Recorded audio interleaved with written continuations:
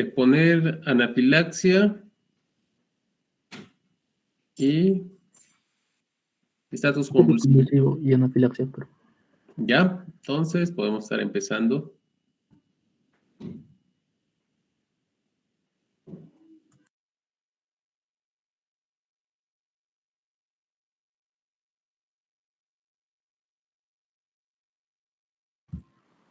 Buenos días, doctor. ¿Se visualiza la presentación? Sí, se visualiza, está bien. Yo, doctor. Entonces, empezaremos. Primeramente, buenas tardes, doctor y compañeros todos. En esta ocasión presentaremos el tema de estatus convulsivo, que es también considerado como estatus epiléptico. Estas son las bibliografías que hemos considerado para realizar nuestra exposición, principalmente como guía el UpToDate, tomando en cuenta las definiciones de lo que es el ILAE. Este es nuestro índice de desarrollo, que haremos una breve introducción, la definición del estado epiléptico, la epidemiología, etiología, la clasificación, la presentación clínica, la evaluación y diagnóstico, el diagnóstico diferencial y el tratamiento a detalle. Como introducción, diremos que el estado epiléptico es una emergencia médica y neurológica relativamente común que requiere evaluación y tratamiento inmediatos. Las causas, los pronósticos y los tratamientos van a diferir y la evaluación y el tratamiento óptimo requieren una comprensión tanto del tipo de estado epiléptico como de las causas subyacentes, ya que algunas formas de estados epilépticos se asocian con un pronóstico excelente, mientras que otras pueden tener una morbimortalidad importante. Con respecto a la definición del estado epiléptico, la Liga Internacional contra la Epilepsia define el término convulsivo como episodios de contracciones musculares anormales excesivas, generalmente bilaterales, que pueden ser sostenidas o interrumpidas. Y el estado epiléptico convulsivo se caracteriza por la presencia de síntomas motores prominentes y deterioro de la conciencia. Históricamente, en sí el estado epiléptico se definió como un ataque epiléptico único de más de 30 minutos de duración o una serie de ataques epilépticos durante las cuales la función no se recuperaba entre ataques en un periodo de 30 minutos. Sin embargo, esta definición de 30 minutos no era práctica ni era apropiada para la práctica clínica, por lo que se plantearon las siguientes definiciones. En la definición operativa se considera la necesidad de una evaluación e intervención rápida de estado epiléptico convulsivo generalizado para evitar la morbilidad cardiovascular y el estado refractario. Esta consiste en mayor o igual a 5 minutos de convulsiones continuas o mayor o igual a 2 convulsiones discretas, entre las cuales haya recuperación incompleta de lo que es la conciencia. La definición conceptual de la ILAE, dada en el 2015, define el estado epiléptico como una condición que resulta de la falla de los mecanismos responsables de lo que es la terminación de las convulsiones o del inicio de mecanismos que conducen a convulsiones anormalmente prolongadas, que este es considerado después del punto de tiempo T1, así como una condición que puede tener consecuencias a largo plazo, después de un punto de tiempo T2, incluida la muerte neuronal, lesión neuronal y alteraciones de las redes neuronales según el tipo y duración de las convulsiones. Como vemos, la definición incorpora 2 puntos temporales. El primer punto de tiempo, que es T1, es el momento en el que la actividad convulsiva en curso se debe considerar como anormalmente prolongada, con pocas probabilidades de detenerse espontáneamente y por lo tanto se debe iniciar el tratamiento inmediatamente del estado epiléptico. Y el segundo, que es el T2, es el tiempo después del cual la actividad convulsiva en curso presenta o representa en sí un estado significativo de complicaciones a largo plazo. En pocas palabras, el T1 va a representar el tiempo en el cual debe iniciarse el tratamiento y el T2 en el cual el estado epiléptico ya empezará a presentar un riesgo de complicaciones a largo plazo. Según el estado epiléptico convulsivo generalizado, el punto de tiempo T1 corresponde a los 5 minutos de iniciado el episodio convulsivo y el punto T2 a los 30 minutos de iniciado el cuadro. La ILAE sugiere usar un T1 y un T2 de 10 y mayor a 60 minutos respectivamente para lo que es el estado epiléptico focal con alteración de la conciencia, también denominado como lo que es el estado epiléptico parcial complejo. Y un T1 de 10 a 15 minutos para el estado epiléptico de ausencia o no convulsivo. y no hay datos disponibles que sugieran un T2 particular para este último. Con respecto a la epidemiología, la incidencia anual notificada de estado epiléptico oscila entre 1,3 y 74 casos por 100.000 habitantes, la cual es variable entre los estudios, ya que hay algunos estudios que han incluido el estado epiléptico tanto convulsivo como el no convulsivo, mientras que otros han incluido, excluyeron a lo que es el no convulsivo. El estado epiléptico también posee una tasa de incidencia relativamente alta en niños menores de 1 año y en adultos mayores de 60 años. Y a lo largo de su vida, hasta un 10% de los pacientes con epilepsia y el 20% de los niños con epilepsia tendrán uno o más episodios de estado epiléptico.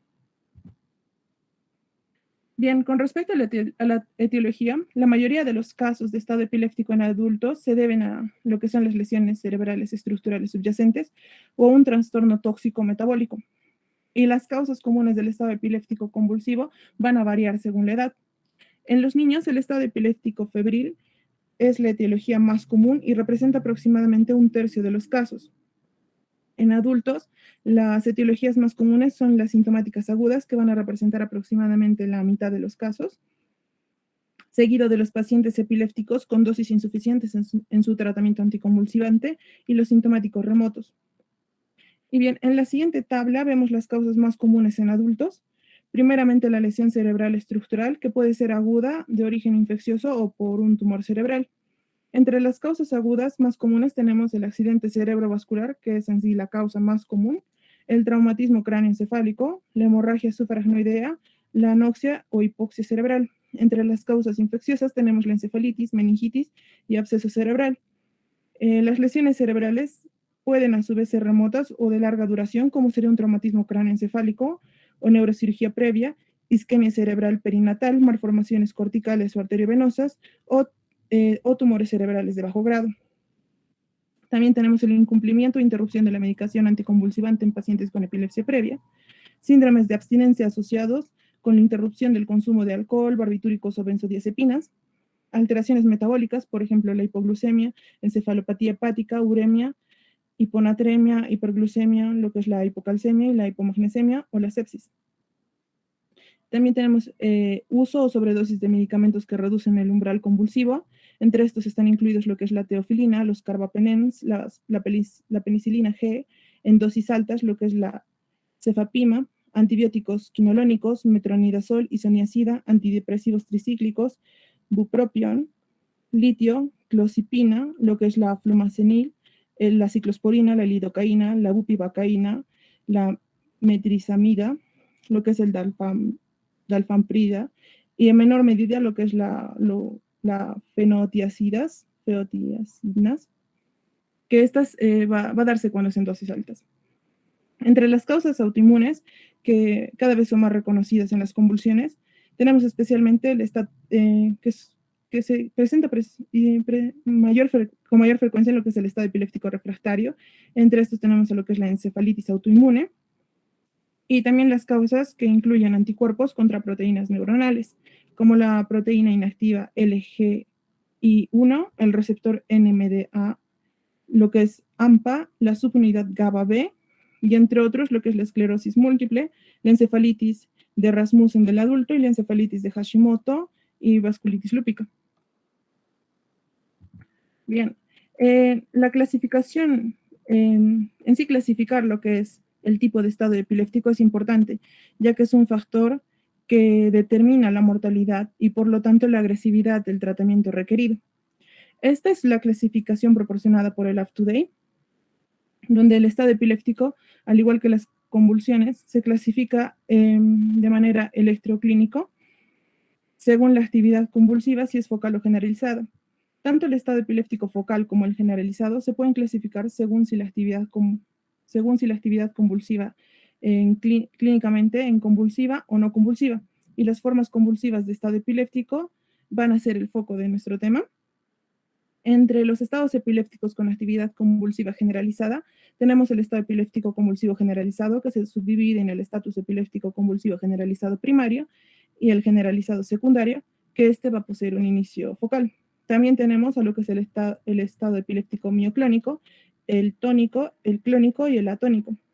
en el cual el estado epiléptico tónico, el clónico y atónico, pueden tener un inicio focal, mientras que el estado epiléptico tónico es raro en adultos. Y con la actividad focal tenemos al estatus epiléptico focal motor, que incluye a lo que es la epilepsia parcial continua. En la presentación clínica, los pacientes con estado epiléptico convulsivo van a presentar manifestaciones motoras características que van a variar según el tipo de convulsión.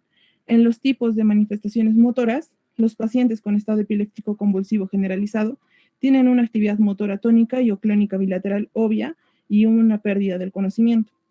Los pacientes con estado epiléptico motor focal pueden tener movimientos espasmódicos restringidos o en un área del cuerpo y generalmente con conciencia conservada. Por su parte, el estado epiléptico mioclónico generalmente implica una actividad muscular espontánea mucho más rápida, pero este es de menor amplitud con una marcada variabilidad. Y el estado epiléptico tónico incluye el mantenimiento más lento y sostenido de una postura o unos movimientos más lentos. Bien, entonces hablemos un poco más a detalle de sus características. El estado epiléptico convulsivo generalizado, también llamado como tónico clónico generalizado, es la forma más dramática del estado epiléptico. Este incluye convulsiones primarias y secundarias generalizadas, y estas últimas ahora se conocen oficialmente como las convulsiones tónico-clónicas focales o bilaterales. Siempre hay alteraciones de la conciencia y rigidez tónica bilateral, seguida de clonus, que suelen ser simétricas. El estado epiléptico motor focal tiene una progresión a lo largo de lo que es el homúnculo de actividad espasmódica focal de una extremidad, a lo que se le conoce como marcha jacksoniana, que es en sí que este puede iniciar, por ejemplo, en lo que sería la mano y extenderse al brazo, del antebrazo al brazo, al hombro. Esa sería la marcha jacksoniana. O actividad muscular espasmódica generalizada, pero unilateral, con una alteración de la conciencia. En sí, clásicamente se presenta con signos y síntomas motores de las extremidades, como lo que serían sacudidas, extendiéndose a los otros grupos musculares, lo que sería la marcha jacksoniana. Pero también puede tener signos vegetativos, sensitivos, visuales, también alucinaciones olfativas o auditivas, o automatismos, como lo que sería el chupeteo o el cierre el cerrar y abrir de la mano de manera repetida, ya que se da en una zona de la corteza cerebral. En podemos considerar a lo que es la epilepsia parcial continua, que es un estado epiléptico motor focal refractario con actividad espasmódica muy prolongada y regular, con conciencia retenida. Este es persistente y es una actividad espasmódica repetida focal epiléptica que puede durar en sí días, semanas o incluso décadas. El estado epiléptico mioclónico se caracteriza por espasmos mioclónicos frecuentes, generalizados o focales, que pueden ser rítmicos o arrítmicos. La encefalografía a menudo muestra descargas eleptiformes que van a ser rápidas y sincronizadas con los movimientos persuasivos para en sí dar el origen epiléptico del mioclano. Muchos autores también consideran que las convulsiones mioclónicas se convierten en un estado epiléptico mioclónico después de 30 minutos. Tiene manifestaciones variadas y ocurre en muchos síndromes, que van desde ser relativamente benignos hasta ser mortales. Dichas características no son diferenciables clínicamente, por lo que la encefalografía va a ser crucial para distinguir el tipo y la etiología. Y del mismo modo, el pronóstico del paciente va a depender de la etiología. El estado epiléptico tónico es raro en adultos y consiste en el mantenimiento de una postura tónica. Es particularmente en la musculatura axial en un lugar con convulsiones francas. En la electroencefalografía puede mostrar una actividad rápida generalizada o picos muy rápidos, pero también puede incluir periodos de supresión o atenuación de fondo y puede ser difícil de abordar con medicamentos anticonvulsivos. Bien, en este breve video veremos brevemente lo que serían las convulsiones. Primeramente tenemos el estatus epiléptico parcial simple, que se caracteriza por, como vemos, en presentarse en una extremidad, en el cual, si el paciente está despierto, va a mantenerse consciente en el episodio. Seguidamente tenemos a lo que es las crisis focales complejas, que su diferencia con las simples es básicamente que en aquí sí hay compromiso de la conciencia.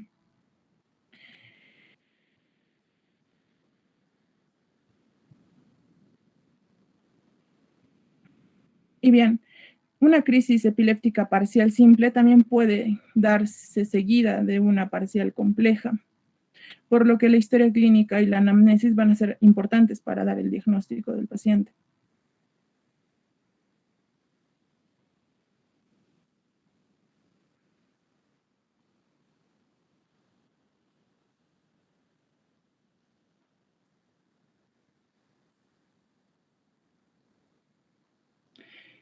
Bien, en el caso de lo que serían los estatus epilépticos de ausencia, que es no convulsivo, el paciente se presenta aparentemente perdido y seguidamente recupera lo que es la conciencia.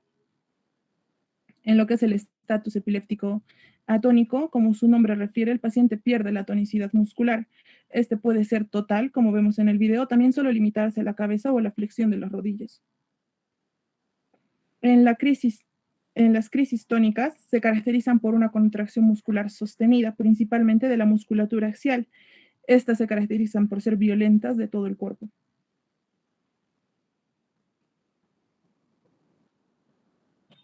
Y finalmente, lo que es la crisis generalizada o convulsiones tónico-clónicas, que son las más frecuentes, en la cual el paciente está básicamente tranquilo, este se desvanece e inicia lo que es la fase tónica que estamos viendo en este momento, seguida de lo que será la fase clónica.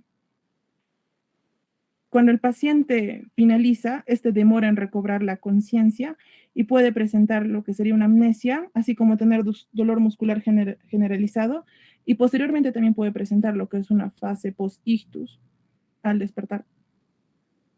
Post-ictal, perdón.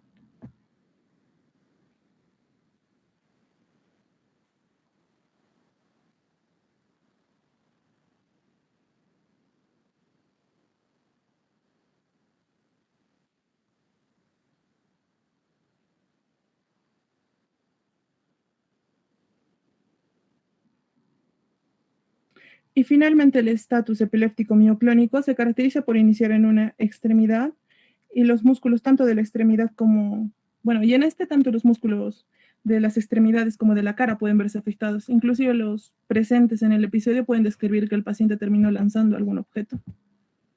Entonces, en lo que sería la evaluación y el diagnóstico, lo que sería la electroencefalografía, la realizaremos en los pacientes con estado epiléptico cuyas convulsiones parecen detenerse clínicamente, pero el estado mental del paciente no mejora ni regresa a la línea de base.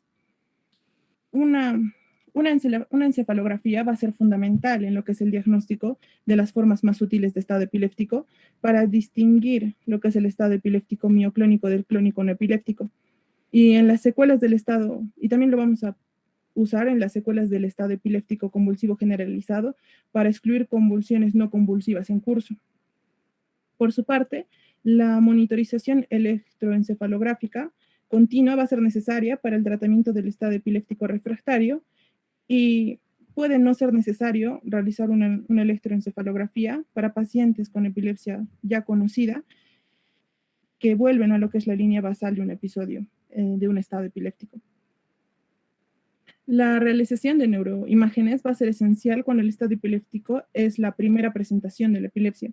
También cuando se evalúa en un paciente con un inicio focal sospechoso de un estado epiléptico y cuando la recuperación del estado epiléptico no sigue el curso esperado.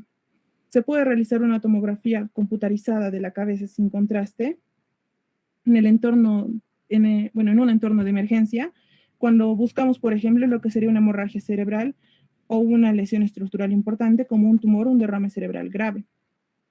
Y la resonancia magnética, tiene mejores resultados determinando la etiología subyacente, por lo que va a ser la mejor prueba para mostrar las lesiones estructurales que pueden cursar y precipitar el estado epiléptico. Sin embargo, esta no es necesaria para el diagnóstico, ya que, bueno, y tampoco puede realizarse si el paciente no está estable y no se hayan ya controlado las convulsiones.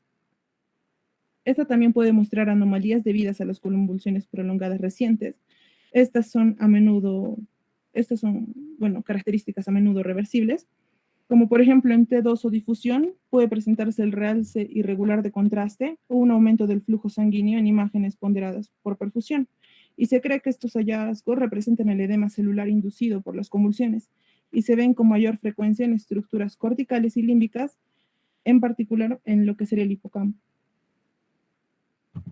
Bien, el estado epiléptico convulsivo generalizado va a ser un diagnóstico clínico confirmado en la mayoría de los casos por la presencia en el examen físico de la actividad motora tónico o ioclónica rítmica sostenida y generalizada, que dura más de 5 minutos, o convulsiones convulsivas repetitivas sin retorno a la conciencia inicial entre convulsiones.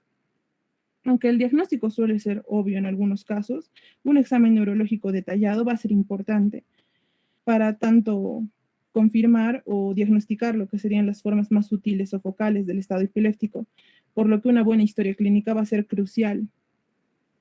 Particularmente es importante evaluar el nivel de conocimiento, la observación de los movimientos autonómicos o mioclonías y cualquier característica asimétrica en el examen que pueda indicar una lesión estructural focal.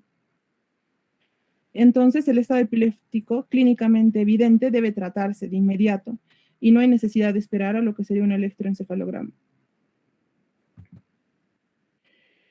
En el diagnóstico diferencial, en sí son pocas las condiciones que pueden similar un estado epiléptico convulsivo generalizado.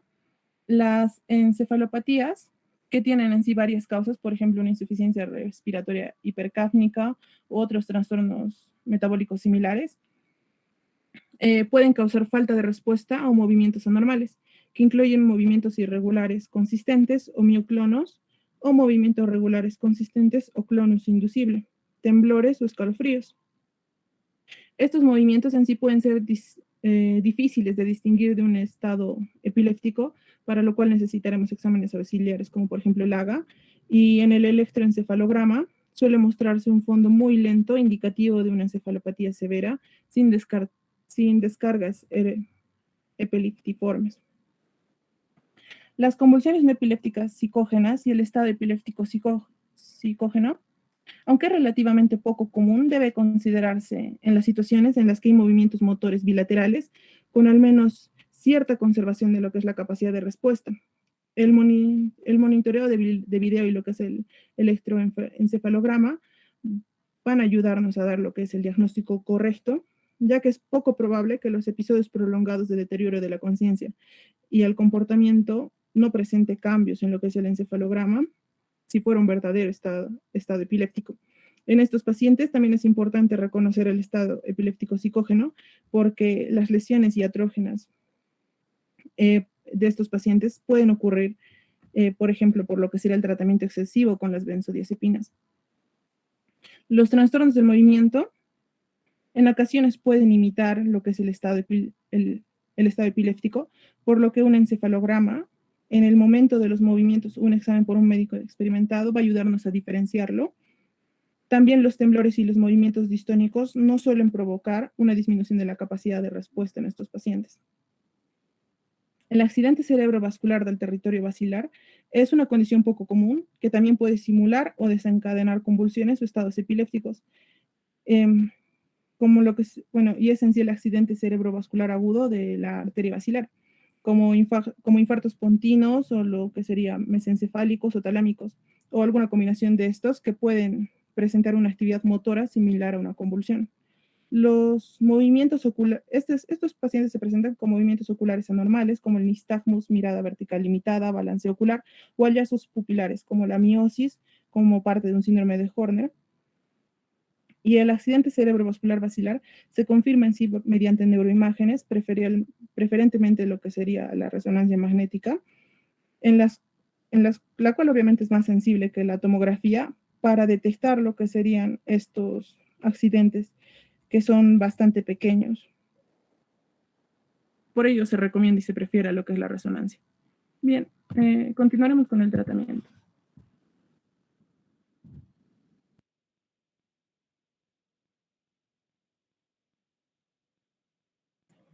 Respecto a lo que es el tratamiento, bueno, en el estado epiléptico, esta es una emergencia médica, ¿no? Y neurológica, que va a requerir lo que es una evaluación y un tratamiento oportuno, ¿no? Entonces, tenemos que hacer un reconocimiento rápido de este estado, ¿no?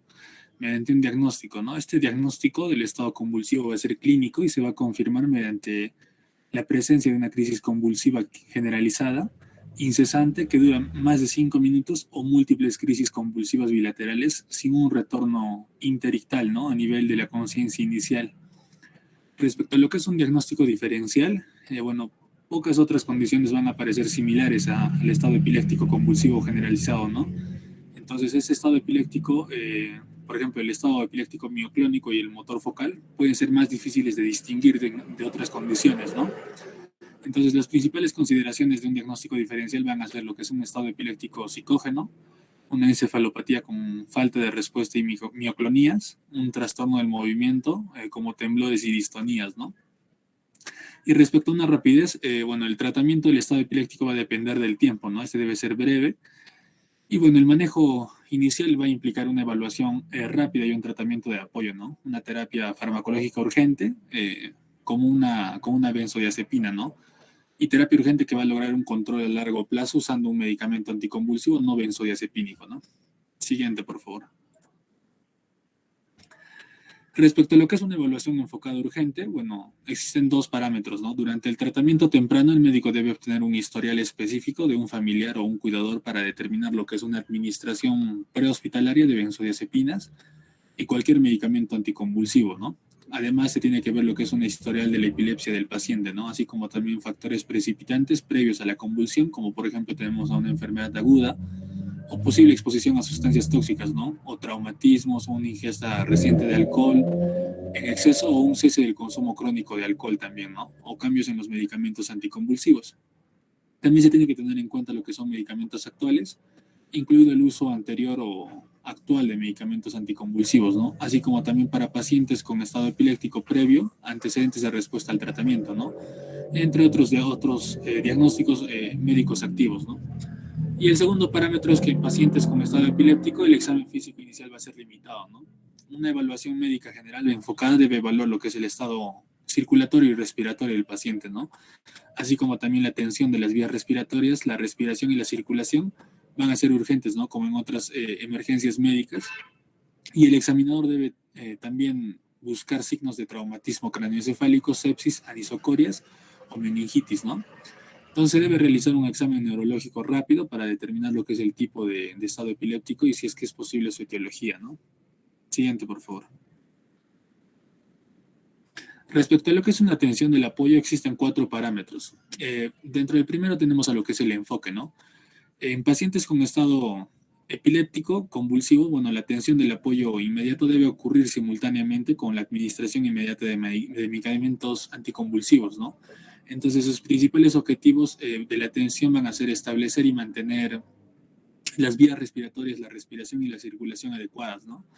Detener la convulsión y así prevenir lesiones cerebrales e identificar y tratar las causas del estado epiléptico que van a amenazar lo que es la vida del paciente, como un trauma, sepsis, meningitis, encefalitis o una lesión cerebral estructural, ¿no? Como segundo parámetro tenemos a lo que es el monitoreo, ¿no? Todos los pacientes con convulsiones generalizadas deben tener un control continuo, ¿no? De la frecuencia y del ritmo cardíaco, ¿no? La respiración, la oximetría del pulso y la medición periódica de la presión arterial y la temperatura, ¿no? Pero sin embargo, la actividad motora continua puede interferir con la capacidad de los monitores electrónicos para detectar lo que son las anomalías, ¿no? Entonces, por lo tanto, la evaluación clínica frecuente de la respiración, el pulso y el color debe complementar las lecturas del monitor para garantizar lo que es la detección rápida de apnea, cianosis o un shock en el paciente, ¿no? Siguiente, por favor. Bueno, respecto a las vías respiratorias y la respiración, se debe mantener un área abierta a través de las maniobras de posicionamiento, ¿no? Y dispositivos de vía aérea según sea necesario en el paciente, ¿no? Y administrar el oxígeno al 100% y evaluar la cianosis por apariencia visual y un oxímetro de pulso, ¿no?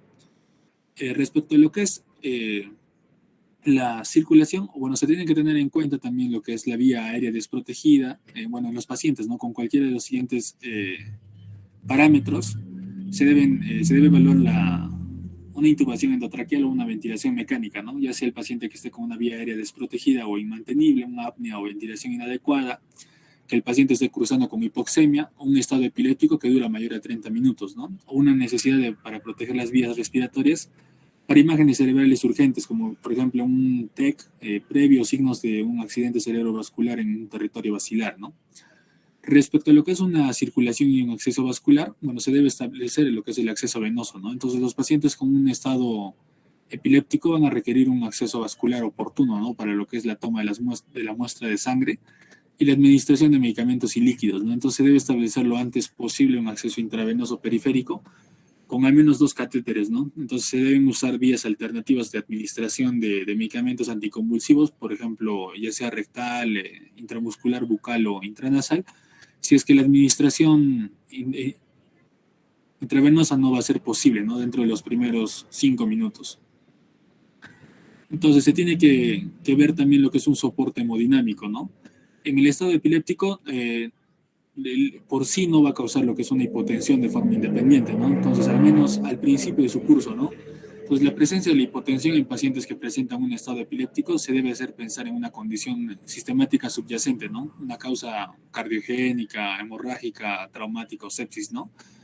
Entonces, la presencia de oliguria, taquipnea, perfusión deficiente, como piel fría y húmeda, o una acidosis metabólica con signos de una advertencia que apuntan, ¿no? A un shock o una hipoxia tisular, nos pueden hacer pensar en estos, ¿no? Entonces, la hipotensión también puede resultar de las benzodiazepinas, ¿no? O barbitúricos o agentes sedantes, ¿no? O anestésicos utilizados para tratar lo que es el estado epiléptico de nuestro paciente, ¿no? Entonces, los pacientes con una sospecha de shock deben recibir lo que es un soporte hemodinámico con líquidos intravenosos, ¿no? Generalmente cristaloides en bolos de 500 a 1000 mililitros, ¿no? Seguidos de vasopresores, ¿no? Siguiente, por favor. Bueno, se debe corregir también lo que es la hipoglicemia y los trastornos metabólicos en el paciente, ¿no? Entonces, la hipoglicemia debe tratarse con 100 miligramos de tiamina y 50 mililitros de solución de dextrosa al 50%, ¿no? Y si no se dispone de un acceso intravenoso, se puede administrar el glucagón intramuscular o dextrosa, ¿no? Al 50% por vía oral, ¿no? Entonces, la hipoglucemia puede provocar lo que son las convulsiones en el paciente, ¿no? Y en un estado epiléptico convulsivo, ¿no? Entonces, es muy poco frecuente, pero la hiponatremia o hipocalcemia grave puede causar lo que es un estado epiléptico también, ¿no? Refractario a lo que va a ser la medicación anticonvulsiva, ¿no? Y puede requerir una corrección oportuna, ¿no? Respecto a lo que es una sospecha de un envenenamiento por isoniazida, bueno, se requiere tratamiento con piridoxina, ¿no? Con vitamina B6 para todos los pacientes con convulsiones o un estado epiléptico convulsivo, ¿no? Generalizado, ya sea por envenenamiento agudo con isoniazida y se debe considerar, ¿no? En todos los pacientes con un estado epiléptico convulsivo, ¿no? Refractario. Entonces, los médicos deben sospechar también lo que es una posible causa de convulsiones a la isoniazida cuando el paciente o un familiar del paciente recibe tratamientos con isoniazida, ¿no? O ha migrado de un área donde la infección tuberculosa va a ser endémica, ¿no? Siguiente, por favor. Respecto al tratamiento anticonvulsivo de emergencia, bueno, se ha desarrollado empíricamente muchos enfoques farmacológicos, ¿no? Posibles en lo que es el tratamiento para el estado epiléptico, ¿no? Pero hay pocos ensayos controlados que comparen, ¿no? Estos tratamientos, ¿no? Entonces, el estado epiléptico convulsivo generalizado, clínicamente obvia, debe tratarse, ¿no? De inmediato con una benzodiazepina, ¿no? Y con un medicamento anticonvulsivo de acción prolongada, ¿no? Sin esperar un electroencefalograma u otros estudios, ¿no? Entonces, el retraso en el tratamiento de este estado epiléptico se puede asociar con una mayor morbimortalidad, ¿no?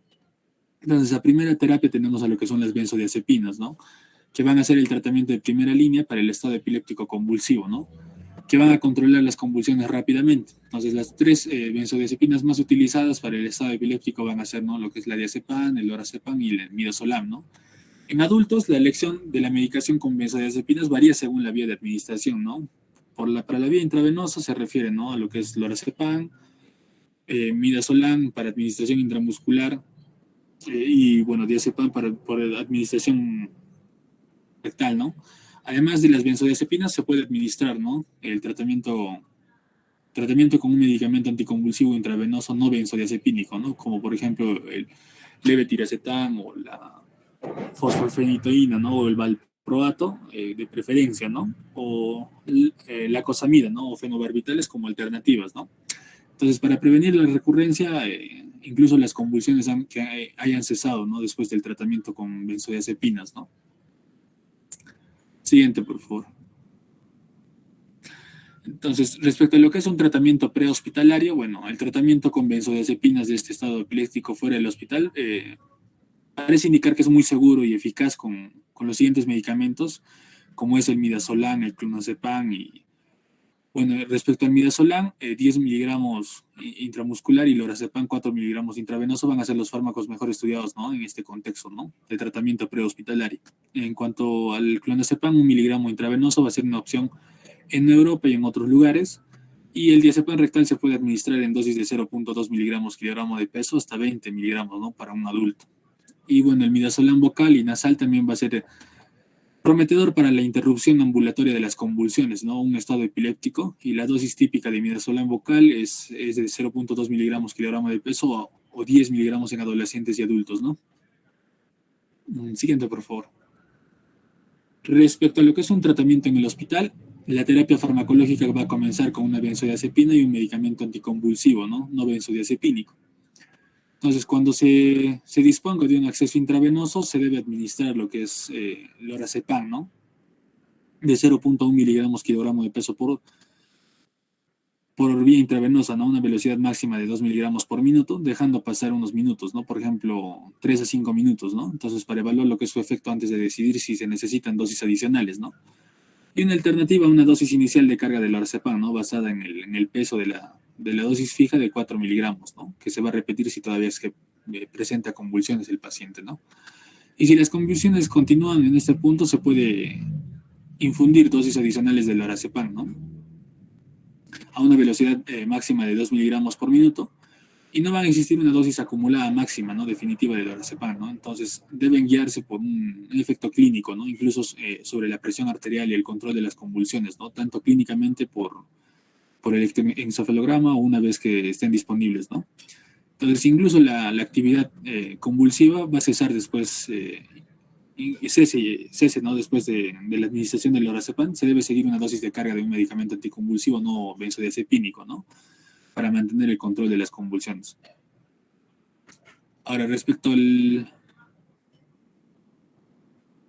acceso intravenoso, no va a estar disponible el midazolam intramuscular, ¿no? Que es una alternativa segura y eficaz para la terapia inicial con benzodiazepinas, ¿no?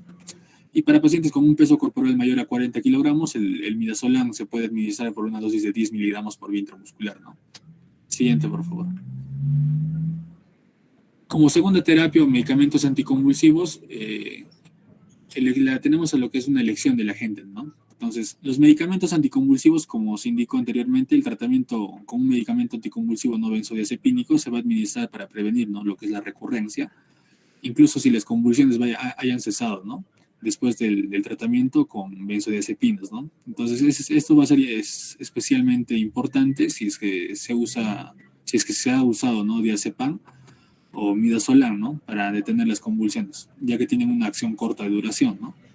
Entonces tenemos que ver lo que es la elección de un agente, ¿no? Entonces se sugiere el tratamiento con levetiracetam o valproato, ¿no? O fenitoína en lugar de medicamentos anticonvulsivos alternativos. Entonces, respecto al levetiracetam, se va a administrar en una dosis de carga de 60 miligramos kilogramo de peso, infundidos durante 15 minutos, ¿no? El valproato se va a administrar con una dosis de carga de 40 miligramos kilogramo de peso y se va a infundir a una velocidad de 10 miligramos kilogramo de peso, ¿no? Por minuto en adultos, ¿no? Y la fenitoína se va a iniciar con una dosis de carga de 20 miligramos kilogramo de peso y se infunde, ¿no? A razón de 25 a 50 miligramos por minuto, ¿no? Siguiente, por favor. Van a existir factores que van a influir en la elección, ¿no? Entre los medicamentos anticonvulsivos se puede hacer de acuerdo con los factores individuales del paciente, ¿no? Como las condiciones de comorbilidades y los posibles efectos adversos, ¿no? Así como una disponibilidad local y la experiencia del médico, ¿no? Entonces, para los pacientes que ya han estado en terapia crónica como uno de los agentes preferidos, antes del inicio del estado epiléptico, se requiere un juicio clínico, ¿no? Para determinar lo que va a ser la selección y la dosificación de medicamentos anticonvulsivos, no benzodiazepínicos, ¿no? Para este estado epiléptico convulsivo generalizado, ¿no? como por ejemplo para un paciente con tratamiento de fenitoína antes del inicio de un estado epiléptico convulsivo generalizado, que se sabe que tiene una dosis a nivel terapéutico reciente de fenitoína, es razonable usar valproato, ¿no? O levetiracetam en lugar de fenitoína o fosfenitoína, ¿no? Como segundo agente para este estado epiléptico convulsivo generalizado, ¿no? Entonces, para otro paciente con valproato crónico que se sabe que tiene una dosis a nivel terapéutico reciente, va a ser razonable usar fosfenitoína o fenitoína o levetiracetam en lugar de valproato, ¿no? Como segundo agente para un estado epiléptico convulsivo generalizado, ¿no? Y para pacientes que toman fenitoína o valproato de forma crónica y se cree que tienen un nivel bajo del fármaco, valdría la pena una dosis de carga adicional y proporcional de ese fármaco, ¿no? Y en cuanto a pacientes que toman levetiracetam de forma crónica, se lleva demasiado tiempo obtener los niveles de levetiracetam, ¿no? En la mayoría de los centros, en el entorno urgente, de lo que es un estado epiléptico convulsivo generalizado. Entonces, en consecuencia, va a ser razonable usar fosfenitoína, fenitoína o valproato como segundo agente para este estado, ¿no? Que se va a desconocer la dosis reciente o el nivel del levetiracetam, ¿no? Siguiente, por favor. Bien, continuando con el siguiente punto, que es la eficacia de los medicamentos.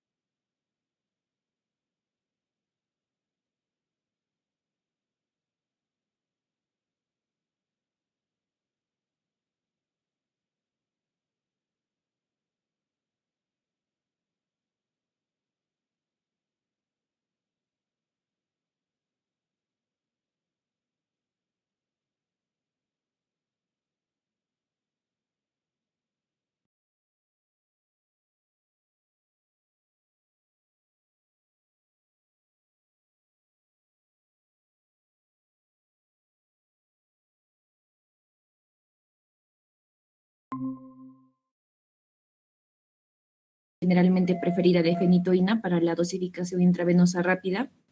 La fosfenitoína es un profármaco de la fenitoína y la dosis de carga es de 20 miligramos por kilo infundidos a una velocidad de 100 a 150 miligramos por minuto. Bueno, en caso de administrar este medicamento se va a requerir controles cardíacos constantes y también en sí los controles cardíacos, ¿no? Y también de los signos vitales. El siguiente fármaco, que es la fenitoína, se inicia con una dosis de carga de 20 miligramos por kilo, infundida a una velocidad de hasta 50 miligramos por minuto. Y bueno, un error común que menciona el UpToDate al administrar este fármaco es que se da una dosis estándar de 1 gramo. En caso es una dosis inadecuada para la mayoría de los adultos, pesan más de 50 kilos, ¿no? Y bueno, en la administración de la fenitoína es fundamental modificar la velocidad de infusión si es que se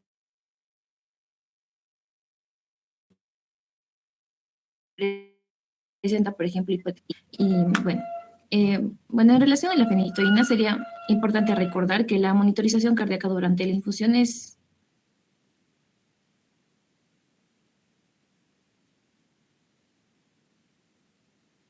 del estado epiléptico, pero se prefiere a la fenitoína en pacientes, por ejemplo, que tienen epilepsias generalizadas primarias. Siguiente, por favor. Ahora, los medicamentos de segunda o tercera línea. Bueno, existen varios medicamentos anticonvulsivos que pueden ser útiles en el tratamiento del estado epiléptico. Y bueno,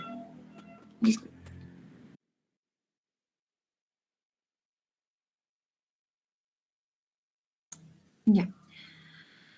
Continuando, los medicamentos de segunda o tercera línea, existen varios medicamentos anticonvulsivos que pueden ser útiles en el tratamiento del estado epiléptico, pero que no se prefieren como medicamentos iniciales debido a que tienen un perfil alto de efectos adversos o también una eficacia no tan elevada, ¿no? Dentro de esto se menciona lo que es el fenobarbital y la lacosamida, que se pueden administrar por vía intravenosa y pueden ser especialmente útiles como agentes adyuvantes en pacientes con estado epiléptico focal o no convulsivo o como un tratamiento adicional en pacientes con estado epiléptico refractario. En relación al fenobarbital, este es un medicamento anticonvulsivo muy eficaz pero no fue el mejor tratamiento inicial en un ensayo que se realizó según el UpToDate. Y también existen varios estudios que han demostrado una tasa de control de las convulsiones de aproximadamente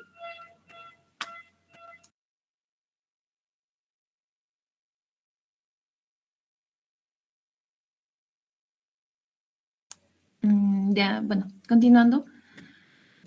Bueno, el fenobarbital no ha demostrado, ¿no? Ser un tratamiento muy eficaz, por lo que, bueno, las altas dosis de fenobarbital controlarán casi cualquier convulsión, pero esto a costa de que haya una sedación profunda y también una reducción del potencial de la presión arterial y de la respiración. Y bueno, las dosis de fenobarbital son de 20 miligramos por kilo infundidas a una velocidad de 30 a 50 miligramos por minuto. Y bueno, el siguiente fármaco es la lacosamida, que se administra de 200 a 400 miligramos en bolo intravenoso. Generalmente este se tolera bien y puede tener una eficacia similar en comparación con otros agentes para, bueno, tratar el estado epiléptico refractario, ¿no? Pero los efectos adversos de la lacosamida son el bloqueo auriculoventricular completo y también, bueno, el bloqueo auriculoventricular de segundo grado. Siguiente, por favor. En relación al estado epiléptico motor focal, bueno, la mayoría de los estados epilépticos focales se tratan con los mismos medicamentos anticonvulsivantes que ya mencionó mi compañero, pero con algo menos de urgencia y con mayor prioridad para evitar la sedación excesiva y también la intubación. En caso de una hiperglucemia no cetósica, cuando el estado motor focal es causado por una hiperglucemia no cetósica, las convulsiones generalmente se controlan con la corrección de los trastornos metabólicos, las benzodiazepinas, y bueno, en este caso las benzodiazepinas pueden usarse, ¿no? Si las convulsiones persisten a pesar de la corrección. En caso de una epilepsia parcial continua, los medicamentos anticonvulsivos, incluidos como la benzodiazepina, pueden ser útiles, pero en estos casos es importante que, bueno, si es necesario se haga un tratamiento quirúrgico, aunque, bueno, no siempre tienen mucho éxito. Siguiente, por favor. En el estado epiléptico mioclónico, el tratamiento inicial del estatus epiléptico mioclónico depende en gran medida de la forma del estatus epiléptico mioclónico, ¿no? y de la etiología que lo esté causando. En el estatus epiléptico mioclónico relativamente benigno, que también se conoce como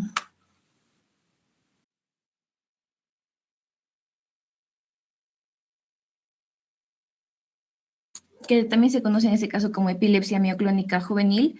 Este se trata con relativa facilidad con las benzodiazepinas, el valproato y también el levetiracetam.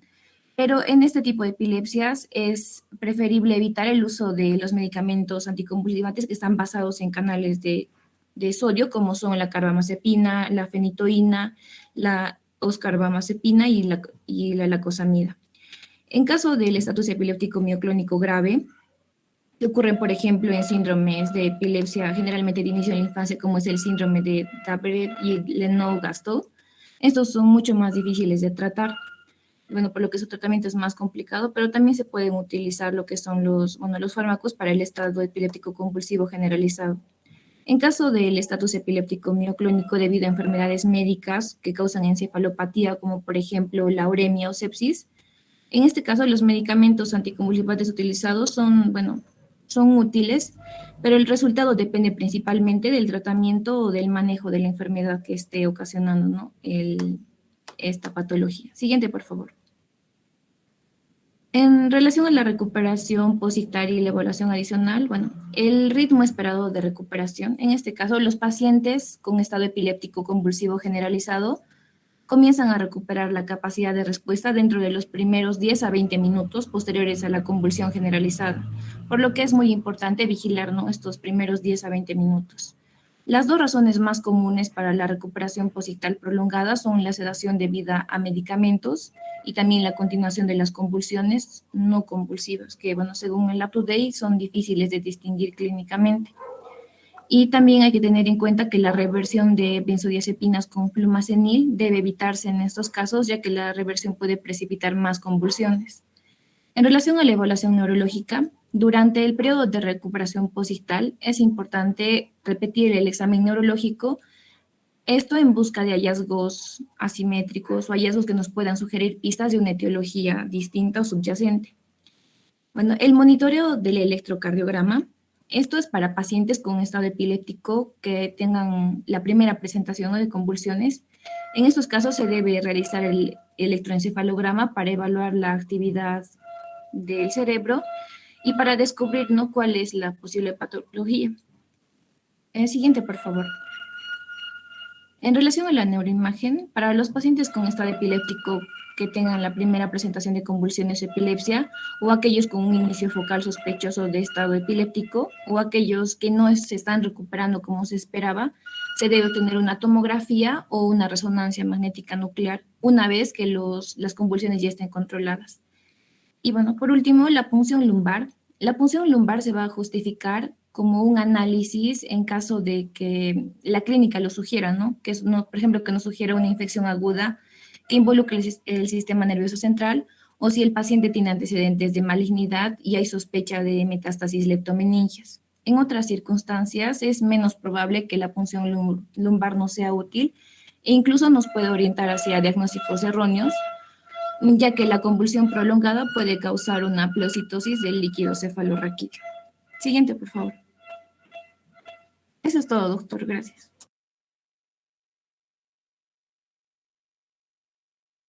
Bien, hay un punto que es importante, las epilepsias refractarias que ustedes pueden observar en emergencia y urgencias. Muchos de los pacientes ingresan a un coma barbitúrico y antes de ingresar a un coma barbitúrico tienen que ir a ventilación mecánica. Hemos tenido varios casos que es refractario de 2 o más medicamentos antiepilépticos que se dan. Bien, continuamos con el otro tema.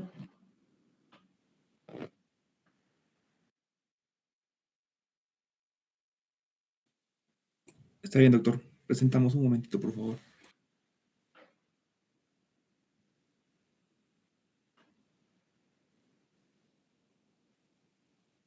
Es importante el dosaje de fenitoína para ver cómo estamos. Y en las primeras crisis epilépticas que podemos tener, mandatorio una tomografía o resonancia magnética para ver el origen de las convulsiones. Ya hay diferentes tipos de convulsiones, como ya han mencionado, y muchas de las causas que nosotros podemos tener en hospitalización, aparte de las epilepsias, son infecciones producidas por infecciones, ¿no?, neurológicas. Y ahí primero es mandatorio la tomografía, luego la punción lumbar. Continuamos con anafilaxia. Bien, doctor, buenas tardes, compañeros. Buenas noches. Continuando con anafilaxia. Siguiente, por favor. La información la hemos sacado en su mayoría de la guía de anafilaxia de la Organización Mundial de la Alergia del 2020, en la cual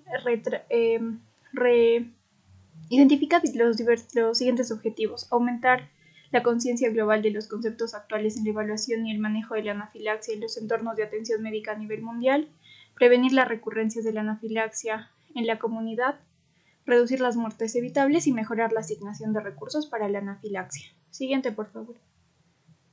En relación a la definición de anafilaxia, este es un cuadro que muestra cómo este ha ido progresando a lo largo de los años. Presentado en 2011 por la Organización Mundial de la Alergia, y también este ha sido modificado por diversas organizaciones, siendo la última definición del 2019. Considerando algunas modificaciones, esta nos indica que la anafilaxia es una reacción de hipersensibilidad sistémica grave que suele tener un inicio rápido y puede causar la muerte. La anafilaxia severa se caracteriza por un compromiso potencialmente mortal en las vías respiratorias, la respiración y o la circulación, y puede ocurrir sin que estén presentes las características típicas de la piel o el shock circulatorio. Es importante mencionar que la definición ha ido variando porque se identificaron unas cuantas importantes situaciones a identificar, ¿no? Por ejemplo, se mencionaba antes de que esta necesitaba ser una reacción multisistémica o que tenía que haber una afectación multiorgánica, pero a veces la anafilaxia se presenta de manera muy grave, afectando solamente un órgano, y el paciente debe ser igualmente atendido y este debe ser a tiempo para evitar y disminuir el riesgo de mortalidad. Otro criterio que se quitó es también de que es muy mortal, ¿no? En este caso la mortalidad va a ser rara y va a ser poco común, debido a que normalmente si es que se llegan a estos casos es porque no se dio el tratamiento y el diagnóstico a tiempo. Entonces se favoreció a la progresión de la enfermedad, ¿no? Lo que llevó a la muerte del paciente, pero suele ser en casos muy raros. Siguiente, por favor. En relación a la epidemiología, se identifican a nivel mundial 50 y 112 episodios por 100.000 personas por año. La prevalencia estimada de por vida va a ser de 0.3 a 5.1%. Según un metaanálisis, en los niños la incidencia de anafilaxia va entre 1 a 761 personas, a 761 por 1.000 personas por año. La recurrencia de reacciones en pacientes con previa anafilaxia va a ser de 26,5 a 50% en un periodo de seguimiento de 1.5 años a 25 años. La mortalidad va a variar dependiendo del tipo de causante que sea de esta anafilaxia, ¿no? Siendo de 5 a 51 a 5 a 0.5 a 0.51 por millón de personas por año por medicamentos, de 0,3 a 0,32 por alimentos y 0,09 a 0,13 por anafilaxia inducida por veneno. Siguiente, por favor. Se consideraron los diversos criterios diagnósticos. Estos fueron dados por primera vez en 2005 por el Instituto Nacional de Alergias y Enfermedades Infecciosas de Estados Unidos y la Red de Alergia de Alimentos y Anafilaxia. Estos criterios a lo largo del tiempo también fueron adoptados por la Organización Mundial de las Alergias y también fueron modificados en algunos casos. Es así que se tiene de que ellos fueron adaptados por la Organización Mundial de la Alergia debido a que esta tiene una sensibilidad mayor al 95%, que nos va a ayudar a identificar a tiempo la anafilaxia, o es lo que se quiere y es lo que quiere llegar a esta organización, ¿no? Para evitar la mortalidad de los pacientes. Entonces, la anafilaxia va a ser muy probable cuando se cumpla los siguientes, cualquiera de los dos criterios siguientes. El primero, el comienzo agudo de una enfermedad que se va a dar de minutos a varias horas con afección de la piel, tejidos mucoso o ambos, ¿no? Se puede presentar urticaria generalizada, prurito, enrojecimiento, labios y lengua, como la úvula también hinchados. Entonces aquí se puede observar al paciente con la urticaria generalizada y tiene que estar acompañada de al menos de uno de los siguientes otros criterios, ¿no? Como por ejemplo la afección de la vía respiratoria. Entonces se tiene un compromiso respiratorio que se puede presentar con disnea, sibilancias, broncoespasmo, estridor, un flujo expiratorio máximo reducido o también la hipoxemia. O puede estar acompañado de una disminución de la presión arterial y los síntomas asociados a la disfunción de órganos diana, manifestándose con una hipotonía, síncope o una incontinencia. Y otros síntomas que también han sido un poco corregidos son los síntomas gastrointestinales severos. Antes se denominaban persistentes, más actualmente adoptaron este nombre de síntomas gastrointestinales severos o graves, debido a que estos deben ser considerados tanto en una anafilaxia postalimentaria o una anafilaxia no causada por alimentos, considerándose principalmente lo que son los vómitos a repetición y también un cólico abdominal muy severo. Entonces, aquí se considera ese punto, ¿no? Importante de que no sea posterior a la exposición a alérgenos no alimentarios.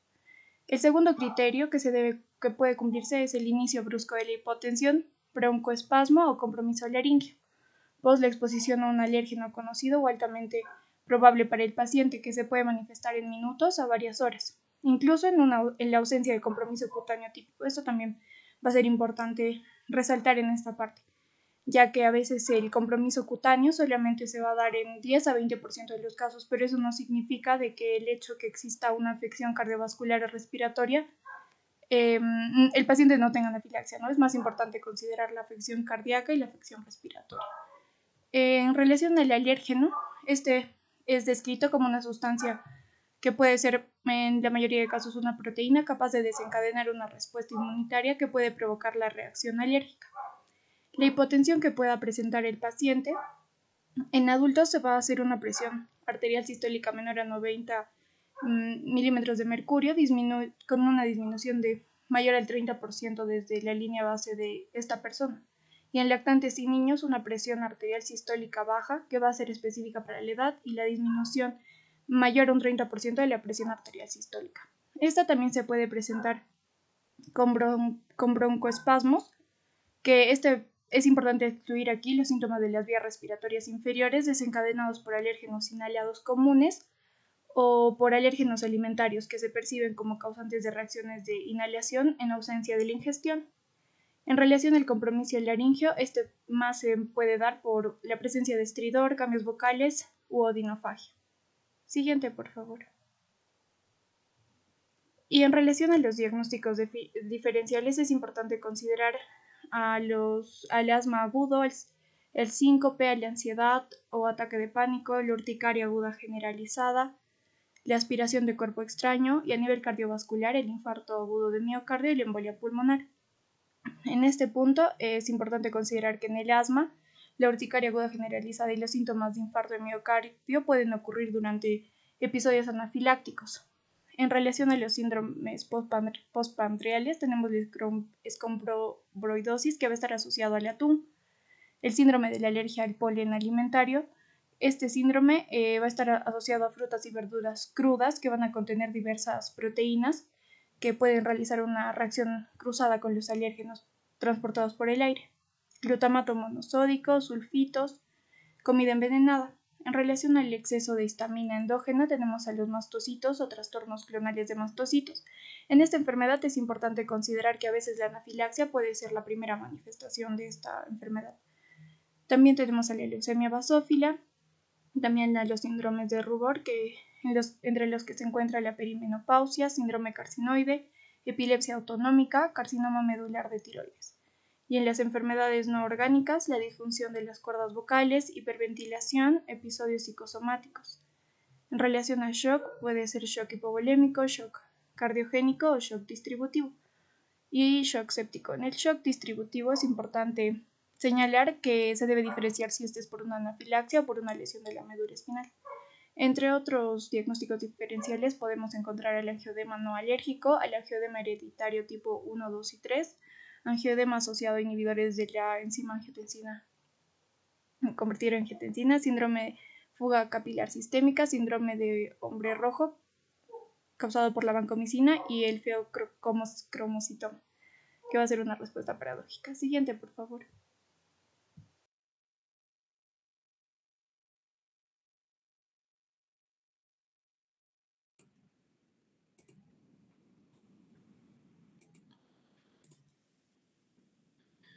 Bien, en cuanto a la patogenia, vamos a mencionar de que pueden haber diferentes vías que pueden provocar diferentes tipos de reacciones anafilácticas o estar presentes simultáneamente, pero de las que voy a mencionar, la más clásica y frecuente es la anafilaxia mediada por inmunoglobulina E, en donde podemos ver de que habrá la presencia de un alérgeno que por lo general es una proteína que puede derivar de diferentes alimentos, ¿no? Sean ya maní, pescados, mariscos, leche, huevos, ciertas frutas, ciertos granos como el sésamo, o también asociarse a medicamentos como los betalactámicos, a la cabeza de la penicilina, cierto tipo de AINES o agentes biológicos. También alérgicos ocupacionales, a su vez también como medios de contraste, también recubiertas de látex, y por otra parte los aeroalérgenos y los venenos que provienen de los insectos y cierto tipo de fluidos, en donde entonces va a presentar este alérgeno que, como mencioné, por lo general es una proteína, que va a interactuar con el complejo de inmunoglobulina E específico alérgeno receptor de alta afinidad, que este se va a encontrar ¿en dónde? En las células efectoras, que son mastocitos predominantemente y basófilos, ¿no? En donde van a activar una señalización intracelular mediada por tirosinquinasa y una liberación de calcio, que a su vez también promoverá la liberación de mediadores preformados y de novo, en donde aquí van a estar la histamina, la triptasa, los proteoglicanos, la A3-carboxipeptidasa, que en un posterior van a llegar a producir metabolitos de ácido araquidónico y factores activadores de plaquetas, que llegarán a producir lo que es la sintomatología de la anafilaxia, ¿no? Entonces, esto en cuanto a lo que es la anafilaxia mediada por IgE, en donde aquí tenemos un pequeño video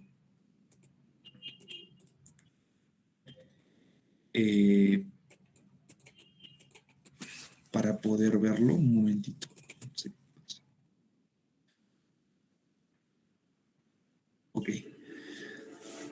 Entonces aquí tenemos, como mencioné, la inoculación de un alérgeno, por lo general una proteína, que va a dirigirse a los mastocitos o basófilos, y estos van a tener la presencia de un complejo de IgE específico. Por eso están ya sensibilizados a estos alérgenos. Y bueno, aquí ocurre una señalización mediada por IgE, como mencioné, que van a estar en las células efectoras y producirá una respuesta intracelular, ¿no? Esto bajo la entrada del calcio y la activación de la tirosincinasa. Y habrá una liberación de gránulos mediadores preformados, como mencioné, ¿no? Histamina, triptasa, 3-carboxiloptidasa, proteoglicanos. Y esos metabolitos servirán para la formación de ácido araquidónico y también para el factor activador de plaquetas, produciendo vasodilatación y un aumento de la permeabilidad vascular, ¿no? Produciendo los efectos ya mencionados, ¿no? Alteraciones en la musculatura, en la contracción, alterando la parte respiratoria y también la parte cardiovascular, ¿no?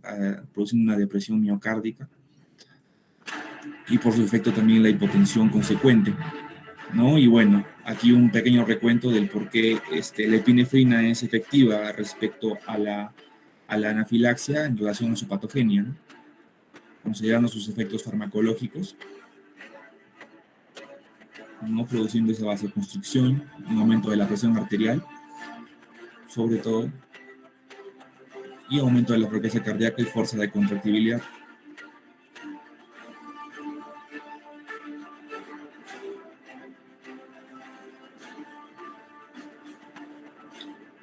Y de esta manera, bueno, el efecto de la epinefrina, que más adelante se va a llegar a mencionar específicamente, ¿no? Ok. En cuanto a lo que es la anafilaxia no mediada por IgE, considerando que se tiene dos rutas, una o dos vías, una mediada por IgE y otra no mediada por IgE, hay que considerar que en esta no mediada por IgE hay una inmunológica y otra no inmunológica. En la inmunológica vamos a estar hablando de la activación de las vías como el sistema del complemento, en donde se van a producir sustancias anafilatoxinas, que en este caso vendrían a ser los fragmentos de componentes del complemento, como es el C3 y el C5, ¿no? Que van a tener este efecto, ¿no? De anafilatoxinas y van a producir la activación de un sistema de contacto y coagulación o IgE anafilaxia mediada, en donde también estos anafilatoxinas llegarán a producir, en este caso, ciertos tipos de sustancias como la histamina y la triptasa, que a la larga van a producir también el mismo efecto que las mediadas por IgE. Por otra parte, tenemos la no inmunológica, en donde hablaremos aquí de fármacos opioides, ¿no? También el alcohol, ¿no? Ya que en este va a estar el etanol, el ejercicio, que también puede inducir anafilaxia, y que este tipo de provocadores de anafilaxia son poco conocidos. Sí, por otra parte, también ciertos agentes bloqueantes, neuromusculares y fluorquinolonas, en donde va a producir un efecto en los mastocitos, activándolos en los receptores del miembro X2, ¿no? El receptor acoplado de la proteína G relacionada al MAS, en donde vamos a ver, como mencioné, de que en la parte inmunológica de la no mediada por IgE puede verse relacionada a medios de contraste, a antiinflamatorios, a cierto tipo de soluciones y agentes biológicos. Y por otra parte, la no inmunológica, pues a factores físicos, al etanol, a ciertos medicamentos, ¿no? Como mencioné, y también voy a mencionar en un siguiente y posterior cuadro qué medicamentos específicamente, pero también ciertos bloqueantes neuromusculares y fluorquinolonas pueden activar esto, y opioides. Y también hay que considerar de que también hay una anafilaxia idiopática, ¿no? Que se puede producir entre un 6.5 a 35%, y que siempre para saber si no estamos frente a una anafilaxia idiopática, hay que hacer un descarte, ¿no? de una enfermedad de mastocitos, como es la mastocitosis, por ejemplo. En cuanto a los elicitores y cofactores de la anafilaxia, hablaremos en primer lugar de los elicitores, que hay que considerar que el perfil elicitor depende de la edad y el área geográfica. y además también de las condiciones del paciente, ¿no? Porque las pruebas de alergias van a depender del historial del paciente, ya sea que el paciente tenga una enfermedad de fondo, consuma un medicamento, o tenga alguna enfermedad, ¿no? Como mencioné. Y también datos de la localidad donde él habita, ¿no? Por el contexto de los alimentos que pueda consumir o de los insectos o cierto tipo de sustancias que pueda tener alcance mediante el sitio donde esté. Por otra parte, hay que considerar que hay desencadenantes solicitores que son frecuentes, ¿no? En el caso de los niños, los más frecuentes son el huevo, ¿no? Sobre todo en lactantes y preescolares, y la leche de vaca, el trigo y el maní. Elicitores o desencadenantes más frecuentes en adultos, tenemos el maní, frutos secos y mariscos. Y en general, los elicitores o desencadenantes más frecuentes por fármacos, tenemos a la cabeza los antibióticos y los AINES, ¿no? En cuestión de antibióticos, los betalactámicos a la cabeza. Entonces aquí tenemos un cuadro de los principales elicitores en cuanto a comida: el apio, la leche de vaca, huevo de gallina, durazno, maní, semillas como el sésamo, como el trigo, y también mariscos. En cuanto a venenos, también tenemos el veneno de abeja y avispa, de los más frecuentes, también cierto tipo de veneno asociado a hormigas, ¿no? La hormiga de fuego, mosca de caballo, también a cierto tipo de arañas, ¿no? Y en cuanto a drogas, a analgésicos, ¿no? Sobre todo los AINES, antibióticos, los betalactámicos en primer lugar, sobre todo la penicilina, y también si hablamos de quimioterápicos, ¿no? El olaparib, que también está asociado a la anafilaxia como un elicitor, también desinfectantes o sustancias que se encuentran en un entorno operatorio, ¿no? Como la clorhexidina, el propofol, la protamina, el tiopental, el rocuronio, ¿no? que se usan en un entorno operatorio y que pueden provocar anafilaxia en el paciente, y también medios de contraste, como mencioné, y también inhibidor de la bomba de protones, ¿no? Que pueden ser drogas que pueden asociarse como elicitores a anafilaxia. Y en cuanto a los cofactores de la anafilaxia, es importante remarcar lo siguiente, ¿no? Que el resultado y la gravedad de una reacción anafiláctica no solo va a depender de el provocador en sí y su dosis, sino también va a depender de cofactores que pueden afectar el inicio y la gravedad de una reacción determinada. Entonces hay que identificar cofactores que puedan estar presentes en los pacientes, en donde podemos agruparlos en dos: cofactores endógenos y cofactores exógenos. En los endógenos, uno de los principales es el sexoidad, en donde podemos ver de que tanto en infantes como en adolescentes o adultos, o mujeres embarazadas o en personas añosas, podemos ver de que hay cierto tipo de predisposición, ¿no? Por ejemplo, en las personas, o en las mujeres, perdón, embarazadas, puede haber cierto tipo de predisposición cuando se consume antibióticos, ¿no? Y hay una infección de fondo en curso. Hay un cofactor que puede inducir anafilaxia. Y por otra parte, en personas ya añosas, sobre todo, se ve un mayor riesgo de gravedad a la reacción ante venenos, ¿no? Como lo mencioné de los insectos, por ejemplo, o cierto tipo de hormigas o arañas, como mencioné. Por otra parte, también hay que considerar que pueden esos pacientes tener enfermedades concomitantes que pueden actuar como cofactores, como son las enfermedades cardiovasculares, ¿no? También, en este caso, mastocitosis, enfermedades del tipo inmunológica, enfermedades de atopía, ¿no? Como el asma, o también podemos hablar de la rinitis alérgica y el eczema. También hablar de alteraciones psiquiátricas, ¿no? Como depresión, y también asociarse a triptasa elevada o también infecciones en curso, ¿no? Y por otra parte, en los factores exógenos hay medicamentos, como se mencionó, sobre todo, ya se mencionó un grupo de antibióticos, cierto tipo de agentes que se usan en el curso operatorio. También se le puede añadir betabloqueadores, ¿no? O inhibidores de la enzima convertidora de angiotensina, que influyen en un resultado de una reacción alérgica grave si el paciente consume estos, ¿no? Además, también cómo se puede asociar a lo que es el etanol, cierto tipo de sedantes o hipnóticos o antidepresivos que pueden hacer de que la respuesta alérgica sea aún más grave si es que el paciente esté consumiendo ese tipo de medicamentos o drogas. A su vez, también cierto tipo de contextos que puede estar pasando el paciente, como la actividad física, como mencioné, carga psicológica, ciertos solicitores, como puede ser la disrupción de la rutina por alteración del sueño, por ejemplo, y la privación del sueño, y también lo que es el estatus premenstrual, que también puede actuar como un cofactor.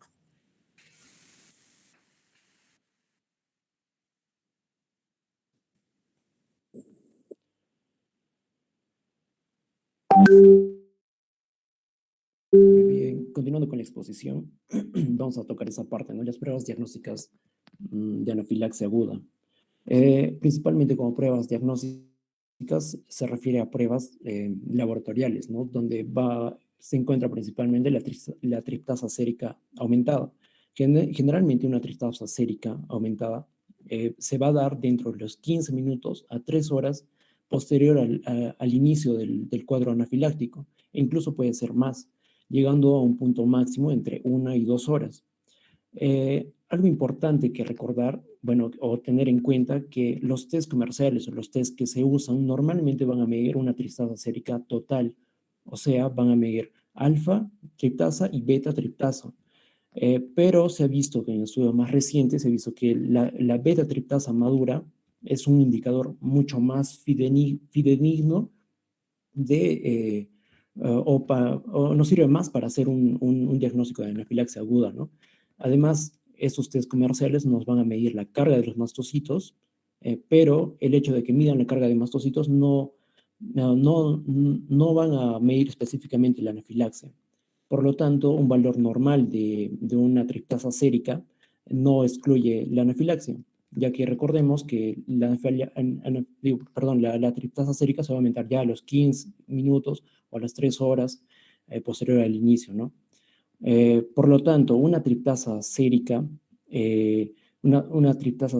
si queremos, bueno, si tenemos un valor después de haberle sacado a nuestro paciente, en otras palabras, también se debería hacer una comparación con su triptasa sérica basal, pero normalmente en un entorno hospitalario no se puede tener eso, ¿no? Un paciente que llega recién, no siempre se va a saber su triptasa sérica basal.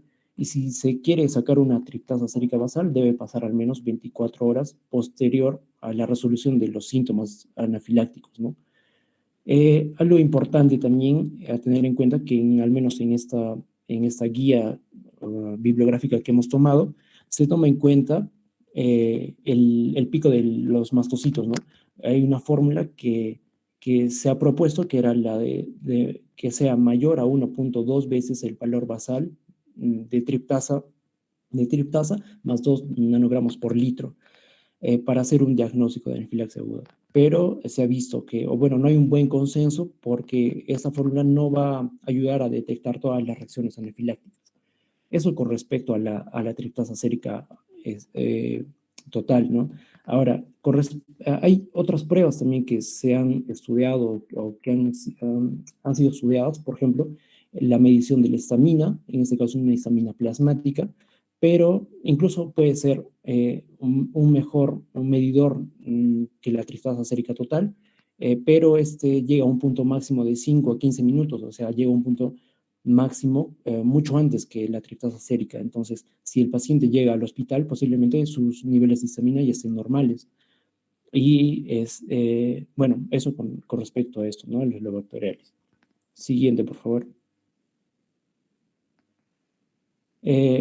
Pasando a otro punto muy importante sería el manejo a largo plazo de pacientes con anafilaxia. Cabe resaltar que en este caso los pacientes que ya han tenido, el diagnóstico, y el diagnóstico y el tratamiento en pacientes con anafilaxia se ha centrado principalmente en un tratamiento inicial, ¿no? Un tratamiento inicial, pero hay que tener en cuenta también que el tratamiento también incluye un tratamiento a largo plazo, como vamos a ver a continuación. Siguiente, por favor. Justamente se ha centrado en el reconocimiento y el tratamiento del evento agudo, pero es importante tener en cuenta que sus pacientes pueden llegar a tener más recurrencias, por lo tanto es importante implementar medidas de prevención y tratar las recurrencias, especialmente en entornos comunitarios, porque nuestros pacientes no siempre van a tener un cuadro de anafilaxia cerca de un hospital o dentro de un hospital, sino en entornos comunitarios, ¿no?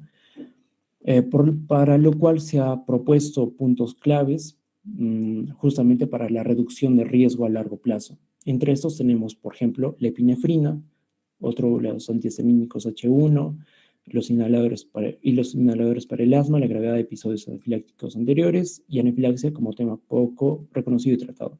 Primero, la epinefrina. Hay que hacerles entender principalmente, o entender principalmente que el tratamiento inicial y el más importante de todo el esquema de tratamiento anafiláctico es la epinefrina, ¿no? Como se ha recalcado anteriormente. Por lo tanto, esto es algo muy importante que los pacientes justamente tienen que entender. Aparte, los antihistamínicos H1 y los inhaladores para el asma, si bien se pueden usar dentro de un esquema de tratamiento para anafilaxia, tanto estos dos fármacos, estos dos grupos de fármacos van a servir solamente como un tratamiento sintomático, ¿no? Para evitar la urticaria o para evitar tos y sibilancias, ¿no? Pero obviamente no, por sí solos no van a ayudar a salvar la vida en un paciente con anafilaxia. El otro punto, que es la gravedad de episodios anafilácticos anteriores, no ayuda por así decirlo, a saber si el siguiente episodio que va a tener nuestro paciente va a ser más leve o más severo. Un segundo episodio después de un primero más grave, el segundo puede ser más leve o puede ser más severo, ¿no? Por eso es muy importante, ante la mínima sospecha de que este paciente está teniendo un cuadro anafiláctico, iniciar un tratamiento con epinefrina intramuscular. Otro punto importante sería que la anafilaxia, como es un tema poco reconocido y poco tratado, ¿no? Justamente también por personal de salud y especialmente por personas con eso, ¿no? Con un cuadro previo de anafilaxia. Otro apartado importante sería preparar al paciente. En otras palabras, educar al paciente para tratar las recurrencias. Porque recordemos que estos pacientes van a tener que, ellos mismos van a tener que hacer un autotratamiento, ¿no? Cuando van a estar frente a un cuadro de anafilaxia. El primer punto importante, otra vez recalcando, sería la epinefrina. Pero en este caso, al menos en esta guía, recomienda usar el uso de la epinefrina autoinyectable. Que más adelante voy a hablar un poco más sobre la epinefrina autoinyectable, ¿no? Pero es lo que se recomienda. Ahora, también se necesita hacer un plan de acción de emergencia de anafilaxia, y eso juntamente con sus médicos y el paciente, ¿no? Y por último, la identificación médica. ¿Para qué? Para tener en cuenta las causas reconocidas, las comorbilidades y los medicamentos recurrentes. Esto especialmente en pacientes que ya hayan tenido un cuadro agudo y necesariamente necesitan una pulsera o un collar donde tengan esta información importante como causas reconocidas, como comorbilidades o medicamentos recurrentes. Siguiente, por favor. Bueno, aparte de esto, hay que recordar también que hay mensajes claves sobre la educación a nuestro paciente que ha tenido un cuadro de anafilaxia. Hay que tener en cuenta que valora estos aspectos o estas preguntas. ¿Quién está en riesgo? Cualquier persona está en riesgo, especialmente aquellos alérgicos a alimentos como maíz, nueces, mariscos, pescados, entre otros, ¿no? Como ya hemos mencionado anteriormente. Ahora, ¿cuándo puede suceder? Justamente, o en cuánto tiempo puede suceder. Esto sucede en cuestión de minutos, y cada vez que la persona alérgica entra en contacto con la sustancia o con el alérgeno que le provoca una anafilaxia, puede pasar solamente minutos para que progrese esta anafilaxia. Como se reconoce, principalmente es por la clínica, ¿no? Los síntomas que puede presentar el paciente, como la aparición repentina de picazón, urticaria, sofocos, voz ronca, dificultad para respirar, entre otros. ¿Y dónde puede suceder? En cualquier lugar. Puede ser en la casa, en la escuela, en un restaurante, en la guardería, en todo sitio. Por lo tanto, también tiene que haber un tratamiento comunitario, ¿no? Como les mencioné al inicio. ¿Qué debe hacer un observador o un espectador? Lo primero que debe hacer es inyectar la epinefrina y activar el sistema de emergencia, ¿no? Llamando a números de emergencia, llamando a familiares, si es que tiene la información, ¿no? Para eso es importante la pulsera o con su información. Entonces, para eso se debe hacer también es necesario, por eso es necesario hacer un seguimiento, ¿no? La anafilaxia puede reaparecer, el desencadenante debe confirmarse y debe implementarse estrategias preventivas a largo plazo. Y justamente es el tema en el que estamos. En esta guía también se presenta un tratamiento, bueno, una forma de tratar a llevar el manejo a largo plazo en la anafilaxia, ¿no? Son las directrices de esta organización para la evaluación y manejo de anafilaxia. Y vamos a ver el cuadro. Primero, lo que se tiene que hacer especialmente sería hacer bueno, dentro de lo que es el manejo del alta después de un episodio de anafilaxia aguda, lo primero que se debe hacer es educar a nuestro paciente sobre los autoinyectores de epinefrina, hacer su capacitación de uso. O puede ser también ampollas de epinefrina, ¿no? Que si es que no tenemos a la mano una epinefrina o un autoinyector, puede ser ampollas de epinefrina.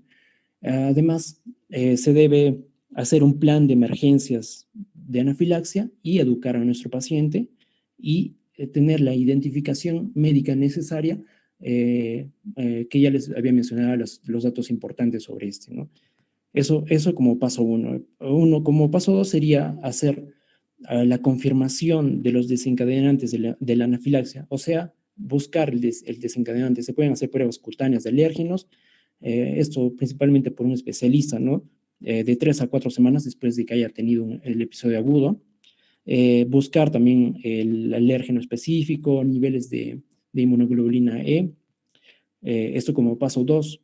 Y como paso 3, principalmente hacer una evitación o una inmodulación, por ejemplo, hacer una inmunoterapia con respecto a los venenos de insectos, o hacer una desensibilización con respecto a medicamentos, o hacer una evitación de desencadenantes conocidos, ¿no? Evitarlos prácticamente los desencadenantes conocidos. Siguiente, por favor. Aparte de esto, también hay que tener en cuenta algunos aspectos importantes, ¿no? Los pacientes pueden tener comorbilidades y dentro de esas comorbilidades pueden recibir fármacos como bloqueadores beta-adrenérgicos, alfa-adrenérgicos, YECAS o ARA2 o psicotrópicos, ansiolíticos o H1 de primera generación especialmente. Entonces, por ejemplo, si nuestro paciente está recibiendo un bloqueador beta-adrenérgico, hay que tener en cuenta que en esos pacientes se ha visto que los que usan un bloqueador beta-adrenérgico y cursan con un episodio de anafilaxia van a hacer una anafilaxia más grave. Y además, la anafilaxia va a ser una anafilaxia de difícil tratamiento, ya que no va a haber oposición con respecto al efecto alfa-adrenérgico de la epinefrina, ¿no? Ahora, si usan bloqueadores alfa-adrenérgicos, ya también caen en la posibilidad de que haya un efecto disminuido de la epinefrina en esos pacientes. Si es que están usando YECAS o ARA2, hemos visto que las YECAS pueden ser desencadenantes de anafilaxia, pero incluso, estos YECAS incluso pueden interferir en mecanismos compensatorios endógenos que pueden resultar incluso en síntomas graves y prolongados, ¿no? A comparación de los ARA2, que se ha visto que en estudios donde no hay este efecto. Y también en pacientes que usan psicotrópicos o ansiolíticos, y especialmente estos anti-H1 de primera generación, ¿no? Que pueden afectar la función cognitiva. Entonces, por lo tanto, no se va a poder reconocer las causas y los síntomas de anafilaxia. Esto con respecto a las comorbilidades. Y, según la guía también, se debe hacer una prescripción y una enseñanza de la autoadministración de la epinefrina. Por lo tanto, se debe hacer un plan de emergencia personalizado. Según las guías, se ha visto que, se sabe que las dosis de epinefrina, en este caso epinefrina autoinyectable, son de 500 microgramos, o lo que es igual a 0.5 miligramos. Esto en niños mayores y adultos, entendiendo niños mayores como adolescentes, entonces adolescentes y adultos mayores de 50 años, Y en niños se recomienda una dosis de 0.1 miligramo si se pesa menos de 15 kilos.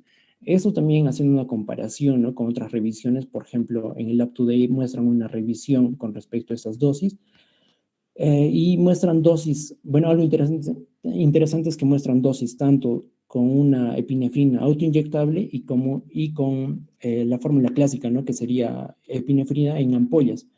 La epinefrina autoinyectable viene con una dosificación de miligramos, o sea, por eso se usa miligramos, si se refiere a epinefrina autoinyectable, pero si usamos ampollas de epinefrina, usamos la formulación de 1 ml en mLs. Entonces se ha visto también que la dosificación va a depender mucho tanto del peso del paciente principalmente. Generalmente en menores de 10 años la dosis recomendada sería 0.1 miligramos, de 10 a 25 sería 0.15, de 25 a 50 kilos se usa una dosis de 0.3 miligramos y mayores a 50 se usa una dosis de 0.5. Hay que tener en cuenta también que la dosis máxima sería 0.5. Y en pacientes con sobrepeso o obesidad se recomienda usar una dosis de epinefrina autoinyectable de 0.3 miligramos. Eso como dato importante, ¿no?, sobre la dosificación en estos pacientes. Bueno, ahora, en pacientes con anafilaxia deben ser remitidos a un especialista en alergia e inmunología, justamente para confirmar el desencadenante, ¿no?, para hacer un seguimiento a largo plazo de la anafilaxia. Puede ser idiopático si es que no se revela el desencadenante, cuando se ha hecho ya una historia clínica, ya se ha hecho pruebas cutáneas, incluso una medición de inmunoglobulina G, y no se encuentra un desencadenante, es una anafilaxia idiopática. Ahora, puede haber una evitación vigilante. Con una evitación vigilante se refiere a que el paciente va a evitar ciertas comidas, ciertos hábitos, ciertos sitios que posiblemente sean desencadenantes de su anafilaxia, ¿no? Justamente ¿para qué? Para prevenir recurrencia de anafilaxia. Pero eso se ha visto que está correlacionado con una baja calidad de vida, porque el paciente va a estar vigilante ante todo, ¿no? Además, se debe evitar el desencadenamiento justamente por medicamentos y se debe hacer un seguimiento por un médico o en mejores condiciones se debe hacer por un especialista, ¿no? Puede ser anual, ya sea con el uso de una epinefrina autoinyectable, y controlar también las comorbilidades y hacer un seguimiento de la dieta y también por psicología. Es lo que se recomienda. Siguiente, por favor. Bueno, ahora por último hay un tema importante, ¿no?, que como grupo nos va a parecer interesante y también se muestra en esta guía, donde habla justamente sobre la disponibilidad global de los autoinyectores de epinefrina. Como hemos mencionado, el tratamiento principal es la epinefrina y esta se puede encontrar como autoinyectable o como epinefrina en ampollas. Justamente lo que se recomienda es la epinefrina autoinyectable, pero esta epinefrina autoinyectable no está disponible en la mayoría de los países. Por lo tanto, en esta guía se propone hacer un plan de acción o plan de acción de promoción de 5 pasos para hacer que llegue a una mayor disponibilidad, ¿no? Para eso se puede reunir estadísticas de morbi y mortalidad sobre anafilaxia, confirmar la asociación y colaboración de organismos, hacer una conciencia sobre la anafilaxia, se puede incluirla en lista de medicamentos esenciales de la OMS o proporcionar datos mundiales sobre el uso de la epinefrina autoinyectable. Para eso también se ha hecho un estudio de especialmente 48 países, donde hay varios países latinoamericanos, donde se describen necesidades insatisfechas, ¿no? Por ejemplo, o sea, por las cuales debería haber una epinefrina autoinyectable en todos los países. Bueno, hay una variabilidad de criterios diagnósticos y retraso en el tratamiento adecuado, hay una falta de consenso sobre sistemas de puntuación de gravedad, hay una falta de estudios epidemiológicos comparables, que esos son limitados, hay los factores de riesgo que se presentan o cofactores para anafilaxia están mal caracterizados. ¿Por qué? Porque esos factores de riesgo van a ser diferentes en personas, por el grupo etario nomás, en niños, en bebés, en adolescentes o en adultos o adultos mayores van a ser diferentes, y también va a ser diferente con respecto al lugar donde viven, ¿no? Si es de mayor altitud o menor altitud. Hay una disponibilidad de triptasas, bueno, la disponibilidad de triptasa sérica de la que estaba hablando va a ser limitada, ¿no? Solamente el 3% de estos 48 países van a tener la disponibilidad de esta triptasa. Además, no hay una disponibilidad de pruebas de activación de basófilos y pruebas de estimulación de alérgenos celulares, y la disponibilidad específicamente a la epinefrina autoinyectable. 60% de estos países han referido que sí han llegado a usar una epinefrina autoinyectable, pero solamente el 32% de esos países tiene disponibilidad, ¿no? O sea, claro, tiene disponibilidad de epinefrina autoinyectable. Además, el tiempo de observación, cuando entra a hospitalizarse el paciente, y los referidos a un especialista, ¿no? Como les había mencionado, siempre se debe referir a los pacientes que hayan tenido un episodio de anafilaxia aguda a un especialista, pero se ha visto que solamente el 50% de los pacientes que llegan con una anafilaxia aguda son referidos, y los demás prácticamente no son referidos a un especialista. Y bueno, con eso concluimos nuestra exposición. Gracias. Bien, solamente para acotar algunos puntos, en la anafilaxia, una de las primeras causas es el tipo alimentario. Una segunda causa, como ya conocen, es el de tipo de los antibióticos que producen, sobre todo los beta-lactámicos que pueden ocasionar anafilaxia, y las picaduras de los insectos, más o menos es el orden.